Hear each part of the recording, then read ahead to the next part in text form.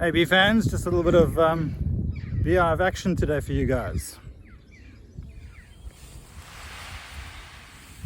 So this is a Eco-Beehive, and I've got on it, I've got two boxes. I've got the super small box and I've got the conventional honey box.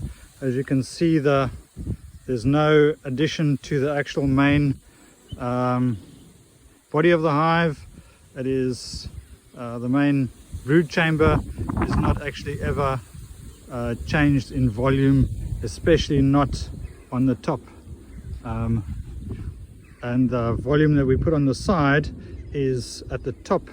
So all this here will be brood, and that there'll be honey for winter, and at the top of the brood we then put this box, and this box is not as big as it looks because that plank actually comes down, so they'll have brood there, but around the edge of the brood they'll have honey.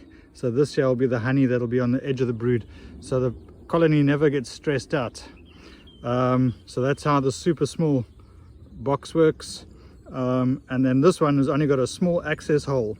Let me show you inside what's going on inside. End of the hive, there's the hive entrance.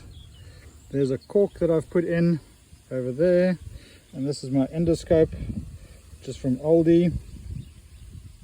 I'm going to pull that cork out, and then I'll be able to show you on the screen what's happening. So there we go. I'm going to pull the cork out, and this is going to look a little bit odd because the endoscope is going to be going straight up.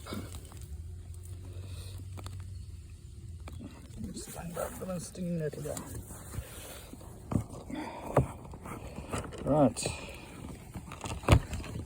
so we can do it like this somehow. So we'll put that in like that, turn the light on. You can see now this is looking straight up, must be considered. So there you can see there's bees, and they're building lots of comb. You can see the comb. So this small super has been on for about a week and a half, no, 2 weeks now, and they've filled half the box. So I reckon another 2 weeks and it should be full. Let me take that out of there.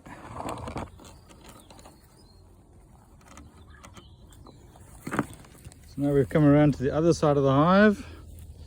This is the conventional honey box. There's the cork there. I want to take that out, and again I'll be looking from the bottom up, so what you see is not a side view but a bottom up view. So there you have that white blob in the middle of the screen. That is comb hanging from the roof of the hive, and there's only 1 or 2 bees working it because this hive would have swarmed in the last 2 weeks or so, and they don't have many bees in here, but you can see they have made a start building some comb, because this works on a different system to the one on the other side. Right, then just in conclusion, just to tell you what goes on with the conventional honey box. So the conventional honey box works slightly counterintuitively. The one on that side there, the super small one, gets filled up when the weather's good, whereas this one only gets filled up when the weather's bad.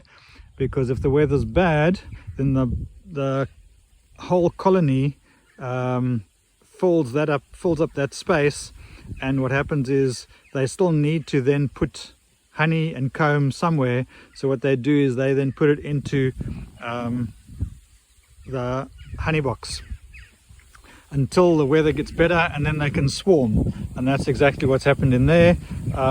It's completely self-regulating in that they will only build comb in there when that whole hive is got too many bees in, because they can't swarm because the weather's not that great. It's good enough to go and fetch nectar, but it's not good enough to swarm. So it is completely self-regulating. Whereas a super small super is a super virtually in its own right, but it's designed such that, unlike conventional beekeeping, even though we are adding to the brood chamber slightly, it doesn't actually stress the bees out. Eco beehives, they're pretty cool.